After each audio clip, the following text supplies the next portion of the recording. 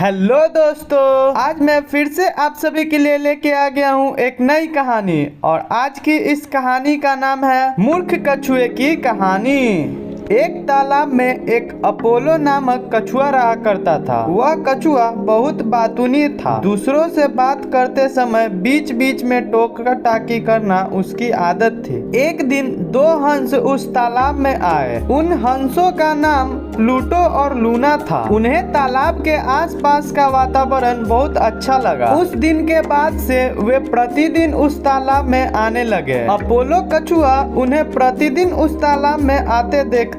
एक दिन उसने उन दोनों हंसों से बात की। वे दोनों हंस उसे भले और सज्जन लगे। बहुत ही जल्द उनमें गहरी मित्रता हो गई। हंस रोज तालाब में आते और कछुए से मिलते। फिर तीनों बहुत देर तक नाना प्रकार की बातें करते। हालांकि बातों के बीच कछुए की टोका टाकी जारी रहती, किंतु सज्जन हंस उसका बुरा नहीं मानते।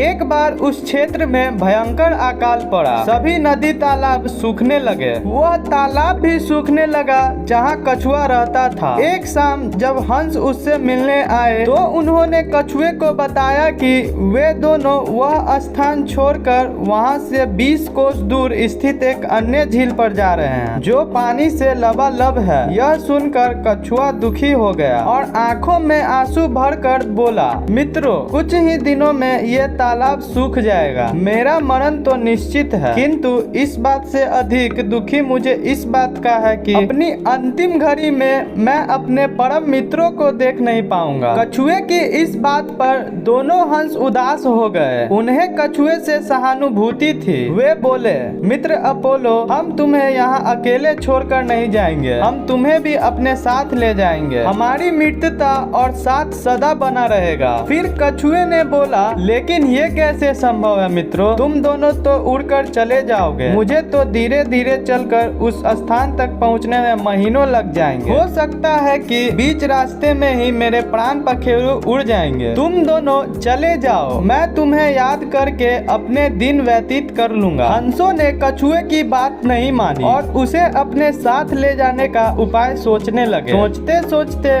उन्हें एक उपाय सूझ ही गया और वे बहुत प्रसन्न हो गए। उन्होंने तय किया कि वे बांस की एक लकड़ी लेकर आएंगे। कछुआ उस लकड़ी के मध्य भाग को अपने मुंह से पकड़ेगा और वे दोनों उस लकड़ी के एक एक सिरे को अपनी चोंच में दबा लेंगे। इस तरह वे कछुए को लेकर उड़ते हुए उस झील तक पहुंचेंगे। कछुआ भी यह उपाय सुनकर प्रसन्न हुआ। अगले दिन हंस लकड़ी लेकर कछुए के पास आए और उससे लकड़ी के मध्य भाग को मुंह से पकड़ने को कहा। हंस कछुए की बातूनी आदत से भली भांति परिचित थे, इसलिए उन्होंने उसे समझाया कि जब तक वे झील तक नहीं पहुंच जाते उसे मौन रहना है, अन्यथा वह नीचे गिर पड़ेगा। कछुए ने उन्हें आश्वासन दिया कि वह मौन धारण करके रहेगा। इसके बाद कछुए ने मजबूती से लकड़ी के मध्य भाग को पकड़ लिया। हंस लकड़ी के दोनों सिरों को चोंच में दबाकर आकाश में उड़ने लगे। उड़ते उड़ते वे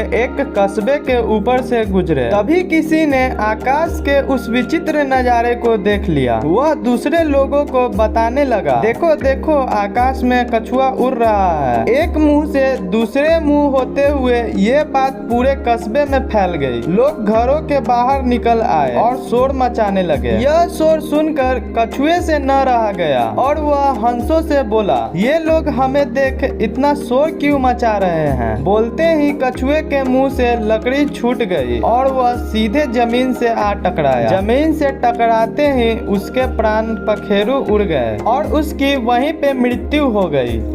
आज की इस कहानी से हमें यह सीख मिलती है कि बुद्धिमान व्यक्ति किसी कार्य के बारे में योजना बनाकर उस पर पूरा अमल करते हुए सफलता प्राप्त करते हैं, अन्यथा योजना पर टिके न रहने का दुष्परिणाम भुगतना पड़ता है। और आज की ये कहानी यहीं पे समाप्त होती है। हम आपसे मिलेंगे किसी नए वीडियो में किसी नई कहानी के साथ।